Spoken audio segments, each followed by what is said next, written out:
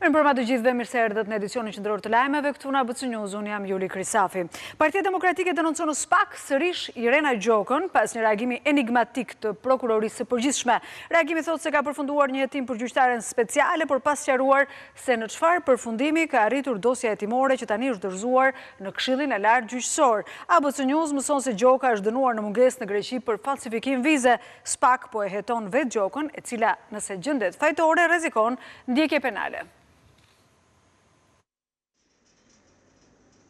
Prokuroria e përgjithshme ka përfunduar verifikimin për gjyqtaren e gjykatës së posaçme Irena Gjoka, lidhur me deklarime që ajo ka bërë në formularin e vetë deklarimit të datës 22 prill 2016, ndonse nuk ka bërë publik asnjë dokument. Mësohet se nga hetimet Prokuroria e përgjithshme ka administruar një vendim autentik të autoriteteve greke për dënimin e Irena Gjokës më 7 korrik 2005 nga gjykata e Janinës. Në këtë dokument thuhet se Irena Gjoka është dënuar për shkak të tjetërsimit të një vize greke duke i zgjatur vlefshmërinë. Ky incident është shënuar me 24 vjetor të vitit 2002 në pikën kufitare të Kakavijes. Prokuroria e përgjithshme këto gjetje i ka përcjellë në Këshillin e Lartë Gjyqësor si organ i përgjegjës për verifikimin e kushteve. Prokuroria tha se sektori i dekriminalizimit ja ka dërguar zyrtarisht më datën 19 janar 2026 rezultatet e këtij verifikimi pranë Këshillit të Lartë Gjyqësor, i cili duhet të interpretojë rezultatet e gjetjeve. Verifikimet nga Prokuroria e përgjithshme u bën mbi bazën e kërkesës së Komisionit të Zhvillimit të Karrierës në Këshillin e Lartë Gjyqësor më datë 8 maj 2024. Tashmë Këshilli i Lartë Gjyqësor do duhet të shqyrtojë nëse gjetjet e prokurorisë përbëjnë kusht ndalimi për ushtrimin e funksionit publik, bazuar në ligjin 138/2015 për garantimin e integritetit të personave që zgjidhen, emërohen ose ushtrojnë funksione publike, ndryshe nga sa thot Prokuroria e përgjithshme, që sipas tyre kanë kryer verifikim brenda dhe jashtë vendit. Gjyqtarja e posaçme Irena Gjoka ka mohuar të jetë dënuar ndonjëherë në formularin e dekriminalizimit të vitit 2016. Në të njëjtën kohë për këtë çështje SPAK po zhvillon hetime në një procedim penal pa emër. Irena Gjoka rrezikon shkarkim nga detyre, por edhe marrje të pandehur, sipas nenit 190, falsifikimi i vulave, i stampave ose i formularve, ose paraqitja rrethanave të rreme në kohë të fundit, që u drejtohet organeve shtetërore, dënohet me burgim nga 6 muaj deri në 4 vite. Kur kjo vepër kryhet në bashkëpunim ose më shumë se një herë apo ka sjell pasoja të rënda, dënohet me burgim nga 6 muaj deri në 5 vite.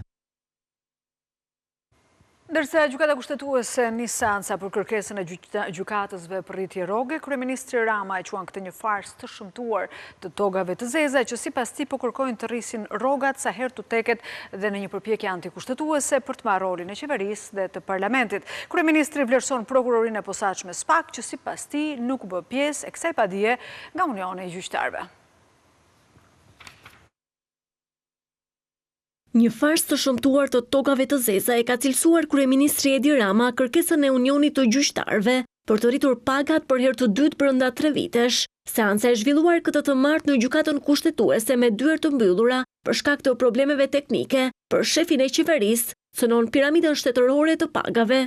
Sot gjykata kushtetuese po zhvillon fatkeqësisht pa transmetim direkt për shkaqe teknike, farsën më të shëmtuar të imagjinueshme, e cila i është imponuar nga 2 shoqata gjyqtarësh, të cilët duan të rrisin rrogat e tyre me gjyq, duke thyer piramidën shtetërore të pagave, ndërkohë që janë kategoria më e lartë paguar në Shqipëri, si rezultat i mbështetjes që kjo shumicë qeverisëse i dha për hir të reformës në drejtësi pushtetit gjyqësor. Kërkesën e Unionit të Gjyqtarëve Rama e konsideron ndërhyrje të gjyqësorit në punën e ekzekutivit, ndaj një thirrje e ka për gjykatën kushtetuese.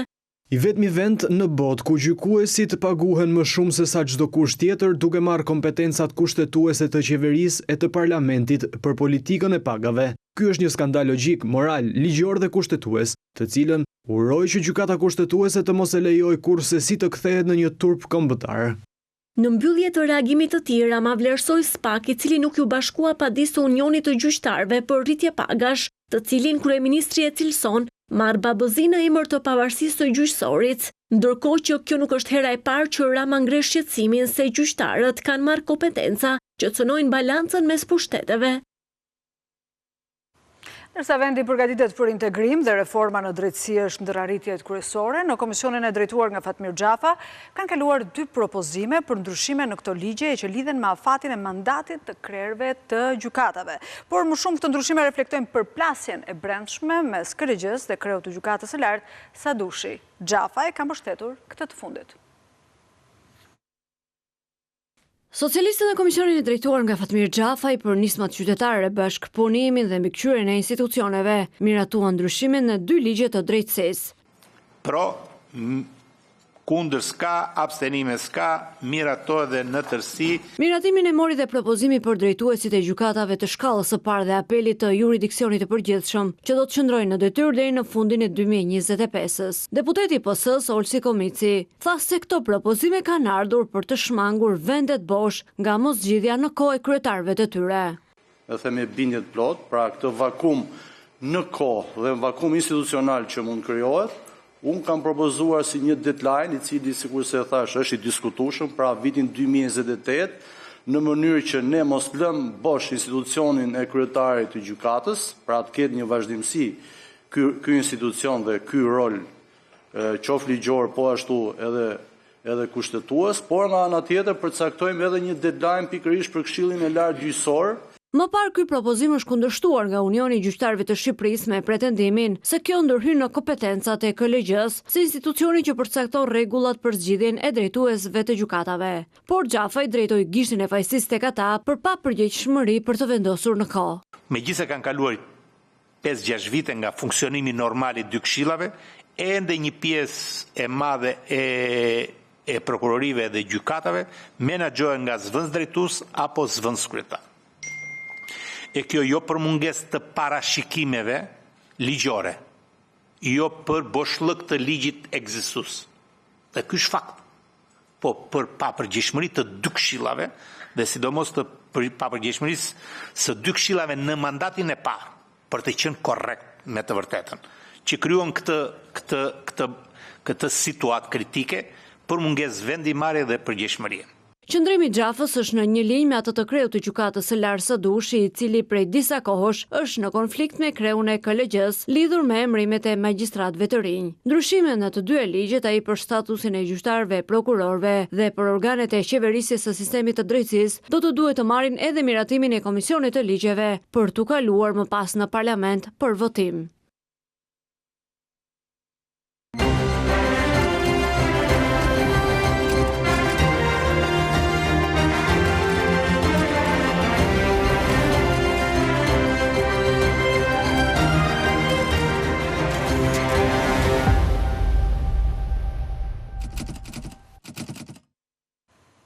Kryeministri Rama ka pranuar ftesën e Donald Trump për të marrë pjesë si antar themelues në bordin e paqes, ndërsa i dërgon letër Trumpit ku njofton miratimin e shpejtë të ftesës në parlament, por votimi për antarësimin në bordin e paqes kap në befasi Partinë Demokratike, e cila ende nuk ka bërë publik qëndrimin e saj. Sali Berisha eviton daljen ditore publike, ndërsa Belind Këlliçi pranon se ftesa është një lajm i madh për Shqipërinë.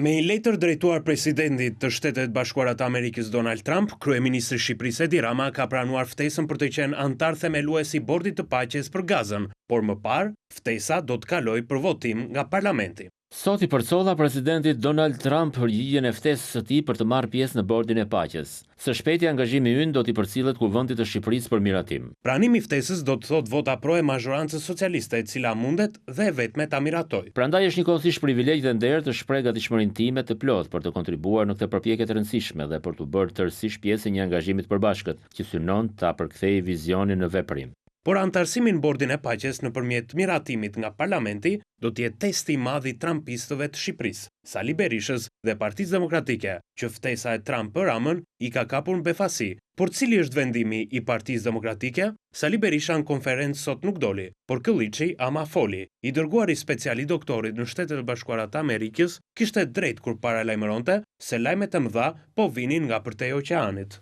Dhe nga ana tjetër, t'ju jap edhe një lajm tjetër. Do të kemi sërish vendimarrje shumë të forta politike që prekin edhe Shtetet e Bashkuara të Amerikës, prekin dhe rajonin, prekin dhe Shqipërinë. Vendimarrje të forta dhe Shqipëria ka peshën që ka. Tani që lajmi erdhi, edhe Këlliçi e mirëpriti, ndonse ftesa nuk i erdhi Berishës, por Edi Ramës. Për mendimin tim është lajm i mirë që Shqipëria ka një zë të tillë, ka mundësinë të jetë pjesë e këtij bordi apo e kësaj organizate. Pastaj, formaliteti me cilin përcillet një ftesë për drejtuesin e shtetit, tani ne nuk e mohim dot, ne nuk mund të ulemi këtu në studio me ju dhe themi që nuk është Edi Rama kryeministri i Shqipërisë. Patjetër Edi Rama është. Pra kundër deri tani s'ka, por kjo nuk ishte dita më e mirë për Berishën dhe tijet për të marrë këtë lajm. Ky 20 janar shënon një vjetorin e Donald Trump për herë të dytë si presidenti i Shtetet Bashkuara të Amerikës. Gjatë një viti, Sali Berisha mbeti non grata, ndërsa Edi Rama mori ftesën prestigjioze nga vetë presidenti i Shtetet Bashkuara të Amerikës për të ulur me të në bordin e paqes, jo si Maduro, por si kryeministër i Shqipërisë.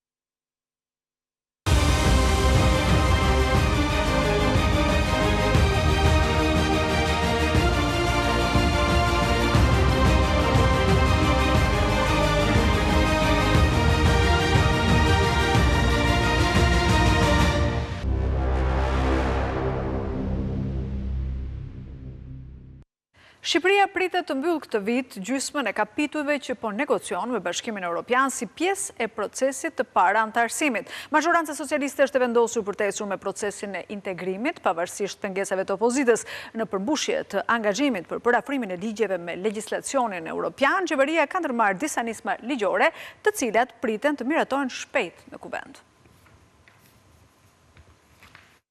Shqipëria synon të mbyll 16 kapituj të integrimit brenda këtij viti, nga 33 që janë në total. Kryenegociatorja Majlinda Dhuka e cilësoi 2026 një vit vendimtar sa i përket aspiratës europiane, ndërsa nënvizoi se vendi ynë është optimist për një vlerësim pozitiv nga Komisioni Evropian. Midis çeljes së negociatave dhe mbylljes, Shqipëria duhet jap një test aftësie si në pikpamje të vullnetit politik për reforma europiane, ashtu edhe të aftësisë institucioneve të veta, aftësisë teknike dhe zbatuse të standardit europian praktikisht në shërbime dhe në jetën e qytetarëve.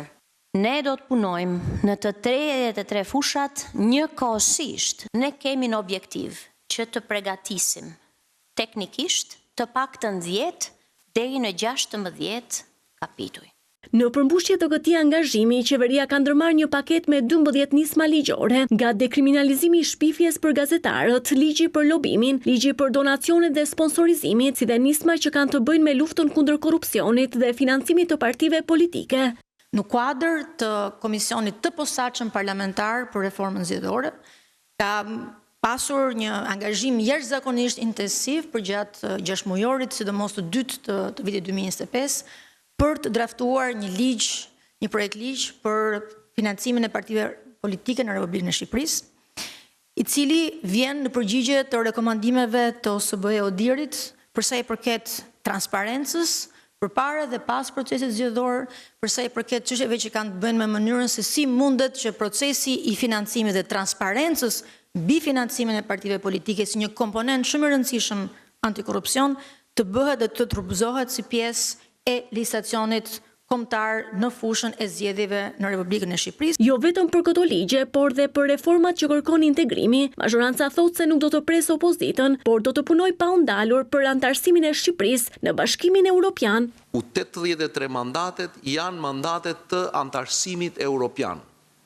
Dhe është prokura më e besueshme që na kanë dhënë shqiptarët, kështu që do të ushtrojmë detyrën që ata na kanë ngarkuar që integrimi evropian të mos ngecë në vend. Kështu që nëse opozita në paralizën e vet do të na vërë në këtë sprov, kam përshtypjen që integrimi evropian, jo kam përshtypjen, por jam i bindur që integrimi evropian është i pandalshëm, edhe nuk mundet që t'i vëmë shkopi në rrota.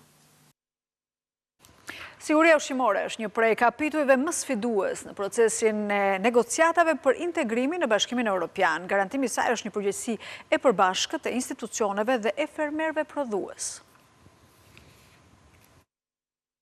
Integrimi kalon nga tryeza, siguria ushqimore, duke qenë dhe një prej kapitujve më sfidues në rrugën drejt antarësimit në Bashkimin Evropian, ishte në fokus të takimit të Ministrisë së Bujqësisë me fermerët në Korçë. Ministri Andri Salla theksoi se garantimi i sigurisë ushqimore është një përgjegjësi e përbashkët mes institucioneve dhe fermerëve. Sipas tij, ministria po punon për orientimin e fermerëve drejt laboratorëve të certifikuar, si edhe për zgjerimin e rrjetit të laboratorëve të rinj që do shërbejnë për kontrollin dhe analizimin e produkteve bujqësore.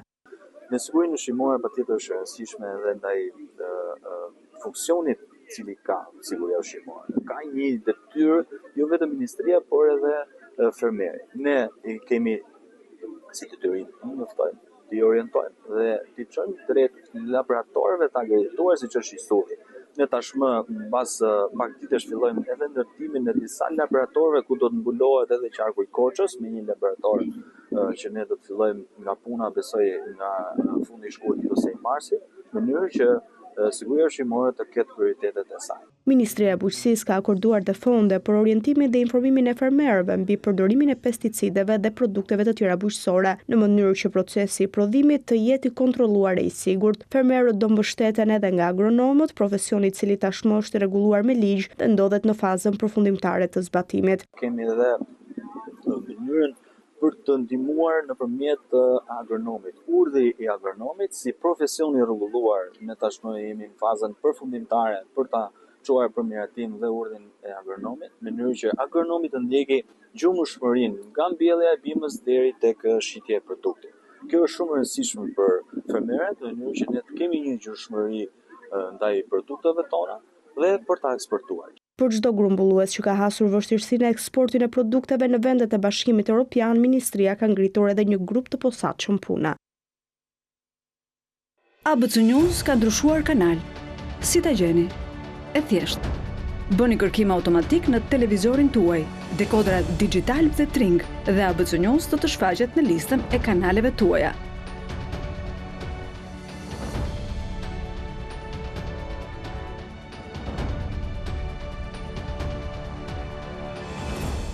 Ne jemi kudo. Një ish polici akuzuar për vrasjen e 2 personave në Tiranë vitin 1997 u dënua me 23 vite e burg. Tomor Çela u ekstradua 3 vite më parë nga Shtetet e Bashkuara të Amerikës dhe pas rigjykimit gjykata e Tiranës i uli me vetëm 1 vit dënimin edhe në mungesë në procesin e parë.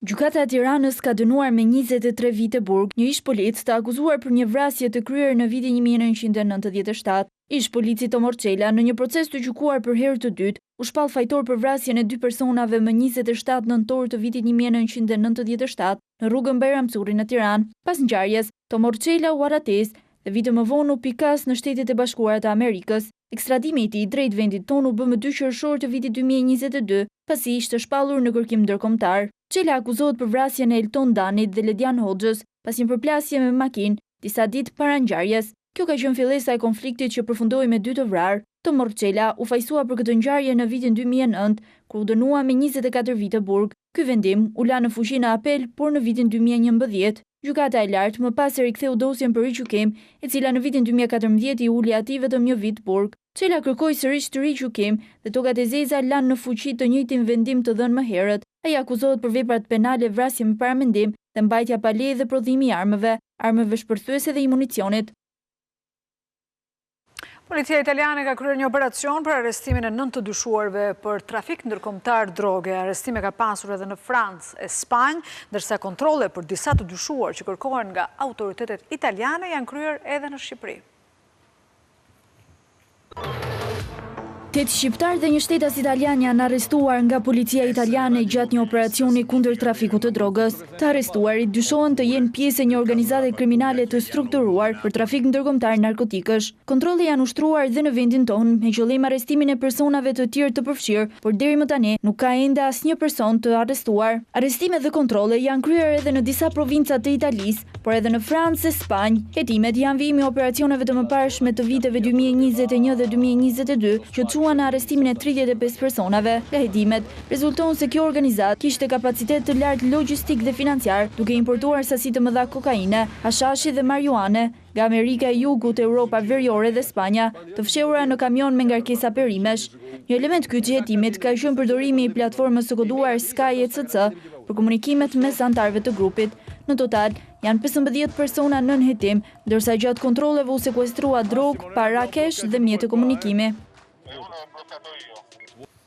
Një 57 vjeçar në Kruj humbi jetën gjatë një sheri në orët e para të mëngjesit të sotëm. Viktima Pjetër Ndou u qellua me sende të forta në kokë nga një i ri në rrugën Mamuras Fush Kruj, pas debatit me një drejtues mjeti për përparsinë e kalimit. Autori Andi Vokri dhe 2 persona të tjerë që ishin në vendngjarje u arrestuan nga policia. Një 57 vjeçar në Kruj u vra me çekiç gjatë një sherri në orët e para të mëngjesit të së martës. Viktima Pjetër Ndou u shollua në kokën nga një iri, ndërsa lëvizte me makinë në rrugën Mamuras Fushkruj, pranë fshatit Bushnesh. Autori Andi Vokri, 28 vjeç, u arrestuan nga policia. I dyshuari për vrasjen e 57 vjeçarit ka mohuar të jetë autori i krimit. 28 vjeçari Andi Vokri është marrë në pyetje për të sqaruar dinamikën e ngjarjes së rënd që ndodhi në orët e para të mëngjesit të së martës në një rrugë dytësore të fshatit Bushnesh. Sipas dëshmisë së autorit, të dy shoferët janë konfliktuar verbalisht vetëm për përparësi në rrugë. I riu, autori i krimit, ishte i dehur kur ndodhi konflikti verbal e fizik. Andi Vokri në momentin e ngjarjes kishte edhe 2 persona të tjerë në makinë, ndërsa viktima udhëtonte vetëm me bashkëshorten. Pas arrestimit të Vokrit, policia vuri në pranga edhe Lorenz Gogan, 26 vjeç, dhe Fation Kullat, 23 vjeç, të cilët akuzohen për veprën penale mos kallëzimi i krimit. Ndërkaq, policia ka sekuestruar në cilësinë e provës materiale 2 automjete. Ka qenë pikërisht bashkëshortja e Petrit Ndou, e cila ka zbardhur dinamikën, duke thënë se 57 vjeçari u godit me çekiç nga i riu. Si provë materiale, policia ka gjetur dhe ka sekuestruar sendin e fortë, i cili i mori jetën Petrit Ndout. Hetimet e deritanishme flasin se zanafilla e konfliktit ka qenë për shkak të përparësisë në një rrugë të ngushtë dhe një gërvishje mes 2 makinave. Fillimisht palët u larguan, por më pas u kthyen duke agravuar konfliktin deri në fatalitet. Personat që udhëtonin me autorin e dyshuar i thanë policisë se u përpoqën ta ndalojnë, por 28 vjeçari ka zbritur nga makina dhe shkoi drejt 57 vjeçarit me çekiç në dorë. Policia dhe prokuria po vijojnë hetimet për të zbardhur plotësisht dinamikën e ngjarjes, si dhe rolin e personave të tjerë të pranishëm. Ju ftoj të ndiqni Radio ABC News në valët 105 FM të përditësoheni me zhvillimet më të fundit në 105 FM. Ndërprerja e energjisë elektrike në mbrëmjen e djeshme, që përfshiu edhe QSOT-n, nuk ka rrezikuar asnjë nga pacientët e shtruar aty. Shefi i shërbimit të reanimacionit tha se aparaturat kanë mbështetje me energji rezervë për disa orë, ndërsa shkëputja e energjisë ka zgjatur vetëm 30 minuta. QSOT mohoi që vdekja e një të burgosuri që humbi jetën në orët e para të mëngjesit në reanimacionin e kirurgjisë të ketë pasur shkak shkëputjen e furnizimit me energji elektrike. Ndërprerja e energjisë elektrike për rreth 30 minuta në reanimacionin qendror në QSOT mbrëmjen e të hënës shkaktoi panik tek pacientët dhe familjarët. Por shefi i shërbimit të reanimacionit Krenar Lila i thotë se shkëputja e energjisë nuk ka cënuar as pak jetën e pacientëve. Në kushtet e ndërprerjes së dritave janë të gjithë me një pajisje backup. Do me thënë që siguron funksionimin e tyre të plot me energji të akumuluar. Trajtimi i këtyre të smurve vazhdoi normalisht, pasi këta të smur mjekimin e marrin nëpërmjet aparateve në mënyrë të vazhdueshme, të cilët edhe ata janë me backup. Megjithatë, për arsye sigurie nisi zhvendosja e pacientëve në reanimacionin e kardiologjisë për t'i paraprirë situatës së vonesës së rikthimit të energjisë elektrike. Transportojmë vetëm 10 të smur, nga të cilët 9 ishin në respiracion të drejtuar, të më thënë që frymarrja e tyre sigurohen përmjet aparateve respirator. Sigurisht ne kemi mjetet që transporti i këtyre të smurve të realizohet me respirator portativ, pa e cënuar trajtimin e tyre gjatë transportit. Transporti ishte i shkurtër, të smurët u stabilizuan në njësinë e terapisë intensive të kardiologjisë dhe vazhduan trajtimin e tyre për afro 20-30 minuta.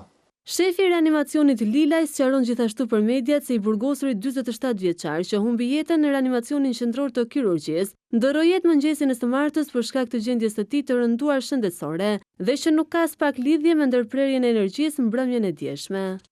Gjendja e këtij smuri ishte e rëndë që në ardhje. Do të thënë, ditën që është shtruar për t'u nështruar një interventi kirurgjikal, të gjitha të dhënat janë të argumentuara në kartelën klinike. Gjendja e këtij smuri ka qenë shumë e rëndë. Saktësisht i smuri është ndarë nga jeta në orën 4:18 minuta, ndërkohë që furnizimi me energji elektrike është rikthyer rreth orës 21:40-45 minuta.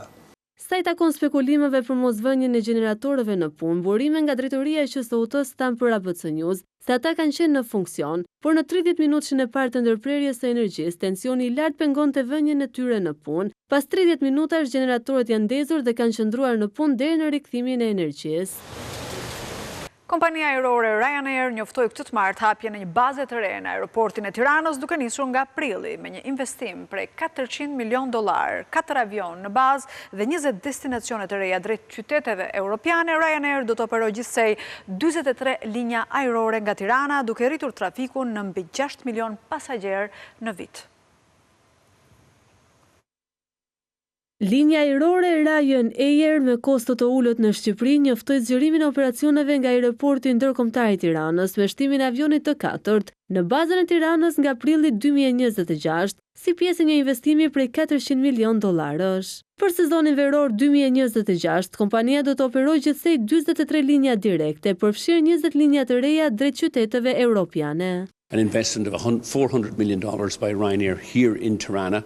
Zgjerimi i bazës së Ryanair në Tiranë është një dëshmi e fortë e partneritetit tonë dhe ambicjes sonë të përbashkët për rritje të qëndrueshme, duke kombinuar rjetin dhe eksperiencën e Ryanair me kapacitetet në rritje të shpejtë të aeroportit ndërkombëtar të Tiranës, të nxitura nga investimet strategjike të grupit Kastrati në infrastrukturë, teknologji dhe ekselencë operacionale. Ne po krijojmë mundësi të reja për turizmin, biznesin dhe zhvillimin ekonomik në të gjithë Shqipërinë dhe rajonin. Ky zgjerim pritet të rrisë trafikun ajror me 50%, duke arritur në rreth 4 milion pasagjerë në vit, si dhe të mbështesë mbi 3.000 vende pune në Shqipëri. Ky investim miliona dollar i Ryanair në Tiranë është rezultati drejtpërdrejt i politikës proaktive të qeverisë shqiptare për heqjen e taksave të aviacionit dhe i rritjes së suksesshme të aeroportit të Tiranës. Ryanair Group CEO is the testament that Albania has become in fact Zgjerimi i bazës së Ryanair në Tiranë është një dëshmi e fortë e partneritetit tonë dhe ambicjes sonë të përbashkët për rritje të qëndrueshme. Duke kombinuar rjetin dhe eksperiencën e Ryanair me kapacitetet në rritje të shpejtë të aeroportit ndërkombëtar të Tiranës të nxitura nga investimet strategjike të grupit Kastrati në infrastrukturë, teknologji dhe ekselencë operacionale, ne po krijojmë mundësi të reja për turizmin, biznesin dhe zhvillimin ekonomik në të gjithë Shqipërinë dhe rajonin. Ryanair planifikon të rritet në mbi 6 milion pasagjerë në vit dhe të zgjerojë bazën deri në 6 avion në Tiranë me një investim prej $600 milion deri në vitin 2030, duke ofruar mbi 60 linja me tarifa të ulta.